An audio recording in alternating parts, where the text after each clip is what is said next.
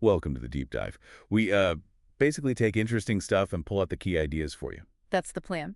And today we're exploring the world of poet Mitch Ditkoff. We're looking at some reflections on his life, his work, and a really key moment, why he actually left poetry graduate school. Yeah, it's quite a story. Our goal here is really to find some wisdom, Hmm? about finding your own way, what sparks inspiration, all without getting sort of lost in academic talk. Exactly. Practical takeaways. So let's maybe start with this idea of the sublime in his poetry. Okay, yeah. So the sublime, it's this concept of something, huge, bigger than us, something that makes you feel awe, maybe even a bit of, well, profoundness. Right, like standing edge of the Grand Canyon kind of feeling. Sort of, yeah. Yeah. And Ditkoff's work often touches on this. His poems dig into love and longing and letting go. These are pretty big themes, and they tie into his own spiritual path, which was inspired by Prem Rawat.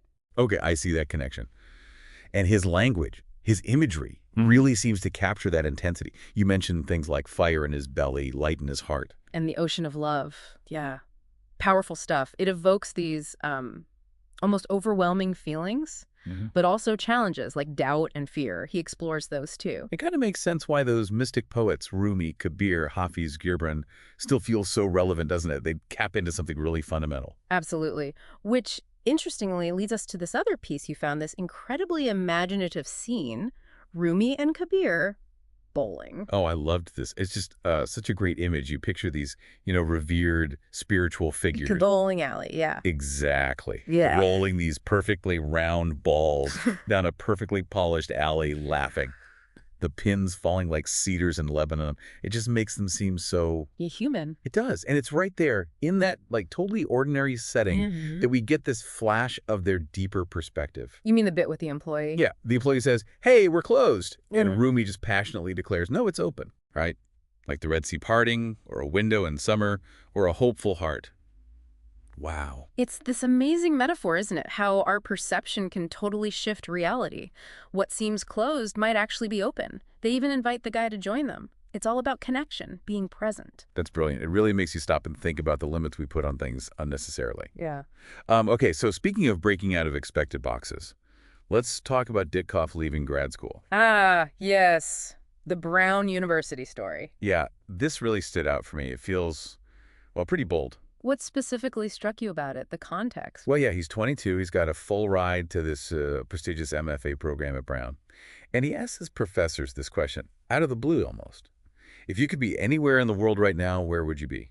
Which is quite a question to ask your mentors, really. Totally. And their answers, Baja California, Guatemala, the Pacific Northwest, essentially anywhere but there. They all wanted to be somewhere else. Exactly. And for Ditkoff, that was apparently this huge light bulb moment. You can see why, though. If the people guiding you don't actually want to be where they are, well, it makes you question if you're heading in the right direction yourself, doesn't it? Absolutely.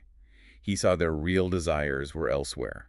So he concluded, quite simply, that his education needs to happen somewhere else. And then he just walked away from the scholarship and everything. Pretty much. He decided to move to Cambridge, Massachusetts, worked as a night desk clerk in a hotel. Why? So he'd have time during the day to read, to write, and crucially, to live what he called the poetry of life on his own terms. Wow. That's a commitment to a different kind of learning, not the institutional kind. Right. So if you kind of pull all these threads together, the search for the sublime in poetry, that playful Rumi and Kabir scene, and this big life decision. You see this consistent theme, I think. It's about seeking something deeper, that sense of meaning, or the sublime, maybe, and finding it in places you wouldn't necessarily expect, like a bowling alley, or by deliberately choosing a less obvious path. Yeah, it suggests that real growth, real learning, doesn't always happen where we think it should. It's not always in the classroom or the library. Sometimes it's about paying attention to that inner voice and what you genuinely desire in the present moment. Exactly. So maybe a final thought for you, listening right now. Consider Mitch Ditkoff's professors, or Mitch himself. What's your somewhere else? Not necessarily packing your bags tomorrow, but is there a place, a feeling, a project that's calling to you? Maybe what's one small thing, one tiny step you could take towards it today? Just something to think about. Great thought. Thanks for taking this deep dive with us today.